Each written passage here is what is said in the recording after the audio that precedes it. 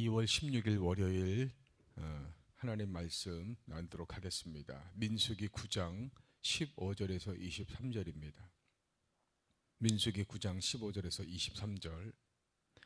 성막을 세운 날에 구름이 성막과 증거의 성막을 덮었고 저녁이 되면 성막 위에 불 모양 같은 것이 나타나서 아침까지 이르렀으되 항상 그러하여 낮에는 구름이 그것을 덮었고 밤이면 불 모양이 있었는데 구름이 성막에서 떠오르는 때에는 이스라엘 자손이 곧 행진하였고 구름이 머무는 곳에 이스라엘 자손이 진을 쳤으니 이스라엘 자손이 여호와의 명령을 따라 행진하였고 여호와의 명령을 따라 진을 쳤으며 구름이 성막 위에 머무는 동안에는 그들이 진영에 머물렀고 구름이 성막 위에 머무는 날이 오랠 때에는 이스라엘 자손이 여호와의 명령을 지켜 행진하지 아니하였으며 혹시 구름이 성막 위에 머무는 날이 적을 때에도 그들이 다만 여호와의 명령을 따라 진영에 머물고 여호와의 명령을 따라 진행하였으며 혹시 구름이 저녁부터 아침까지 있다가 아침에 구름이 떠오를 때에는 그들이 행진하였고 구름이 밤낮 있다가 떠오르면 곧 행진하였으며 이틀이든지 한 달이든지 1년이든지 구름이 성막 위에 머물러 있을 동안에는 이스라엘 자손이 진영에 머물고 행진하지 아니하다가 떠오르면 행진하였으니 곧 그들이 여호와의 명령을 따라 진을 치며 여호와의 명령을 따라 행진하고 또 모세를 통하여 이르신 여호와의 명령을 따라 여호와의 직임을 지켰더라. 우리가 예수님 믿으면 이제 두 가지 복을 받게 됩니다. 첫 번째로 죄에서 구원을 받아 천국에 가요.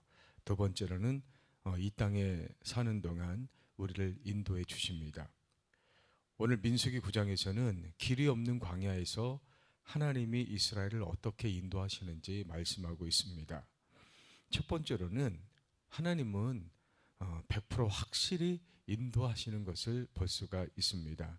자, 16절을 보시면 항상 그러하여 낮에는 구름이 그것을 덮었고 밤이면 불 모양이 있었는데, 자, 하나님이 광야에서 이스라엘을 인도하시는 방법을 보면 낮에는 성막 위에 구름이 덮었고 밤에는 불 모양이 있었다는 겁니다. 여러분, 이스라엘이 예전에 이 구름과 불을 본 적이 있었어요. 자, 어디서 봤냐면 이스라엘이 애굽을 나와서 시내산에 한 14개월 정도 머물렀는데 그때 그 시내산에서 구름과 불을 이제 목격을 했습니다. 그래서 하나님이 시내산에서 구름과 불 가운데 임재하셔서 또 십계명을 비롯한 말씀을 주시고 또 그들과 함께 하시는 것을 이들은 경험을 한 거죠. 그래서 낮에 구름 기둥이 있는 거 보고 또 밤에 불이 있는 것을 보면서 이들은 하나님이 지금 우리와 함께하고 계시는구나, 우리를 인도하시는구나, 그것을 이들은 알 수가 있었던 겁니다. 그럼 오늘 하나님이 우리와 함께 하시고 인도하신다는 것을 어떻게 확신할 수가 있겠습니까? 하나님이 예수님을 이 땅에 보내주셨는데 예수의 이름의 뜻이 임마누엘, 즉 하나님이 우리와 함께 하신다라는 뜻입니다. 그러므로 우리가 예수님을 믿으면 하나님이 우리와 언제나 함께 하신다는 것을 확신할 수가 있어요. 또한 예수님께서 부활하시고 승천하셨다가 약속대로 세상 끝날까지 우리와 함께 하시기 위해 보내주신 분이 성령님입니다. 그래서 우리가 예수를 믿는 순간 성령이 우리 안에 오셔서 우리와 함께 하시는 거예요. 그러므로 신앙생활은 감정으로만 하는 게 아닙니다. 가슴이 뜨거우면 하나님이 함께 하시는 것 같고 가슴이 식으면 하나님이 없는 것 같은 게 아니에요. 하나님은 항상 우리와 함께 하시는데 우리가 확신하지 못하는 것뿐입니다.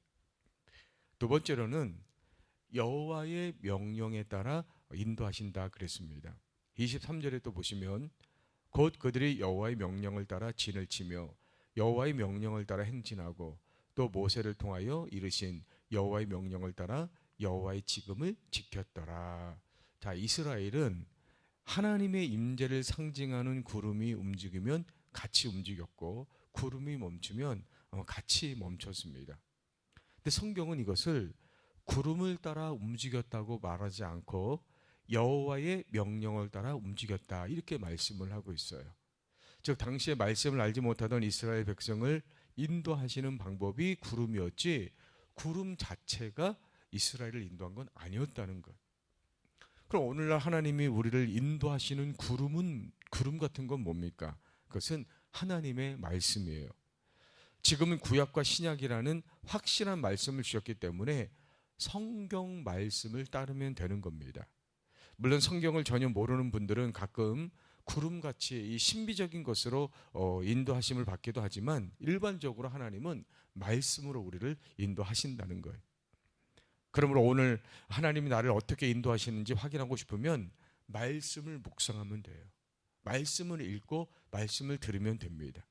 그래서 오늘 나에게 하라고 말씀하신 대로 순종하면 그것이 곧 나를 하나님이 인도하시는 것이 되는 것이죠.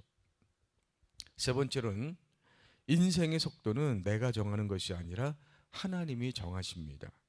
22절을 보시면 이틀이든지 한 달이든지 1년이든지 구름이 성막 위에 머물러 있을 동안에는 이스라엘 자손이 진영에 머물고 행진하지 아니하다가 떠오르면 행진하였으니.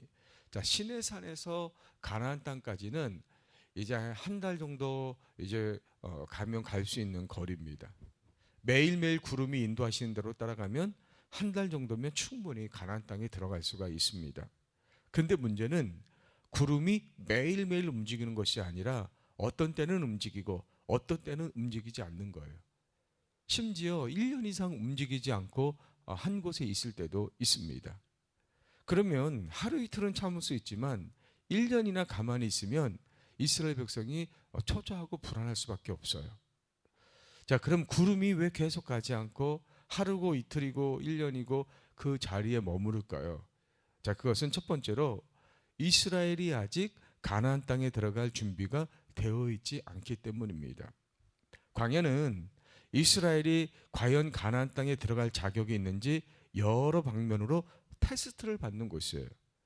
그래서 어느 방면이 불합격하면 합격할 때까지 한 달이고 1년이고 기다려야 되는 겁니다. 두 번째로 가나안 땅과 주변의 나라들의 상황을 하나님이 준비하시는 시간이에요. 하나님이 이스라엘에게 가나안 땅을 주신 이유 중에 하나가 그 땅의 죄악이 하나님의 심판의 기준에 다다랐기 때문에 그렇습니다. 그래서 이스라엘이 가나안 땅을 정복하는 때가 곧 가나안 땅이 심판받는 날이에요. 이렇게 하나님은 우리를 인도하실 때 우리만 인도하시는 것이 아니라 우리를 인도하시기 위해서 우리와 관련된 그 많은 것들도 함께 섭리하고 계신다는 겁니다. 우리가 신앙생활하다 보면 내가 바라는 응답의 시간과 하나님의 응답의 시간이 맞지 않아서 초조하고 조급할 때가 있습니다. 특히 자녀들을 바라보면 세상 경쟁에서 뒤처지지 않을까 걱정될 때도 있습니다. 그러나 분명한 것은 하나님은 우리를 완벽하게 인도하고 계시다는 거예요. 오늘도 우리가 하나님 명령에 따라 하루하루 믿음으로 살아갈 때 가장 정확한 시간에 응답받을 줄로 믿습니다. 자, 기도하겠습니다. 살아계신 하나님, 우리가 여기까지 온 것도 하나님의 인도하심 덕분입니다. 말씀의 구름을 따라 순종하게 하시고 성령으로 우리를 인도하여 주시옵소서. 예수 그리스도의 이름으로 간절히 기도하옵나이다. 아멘.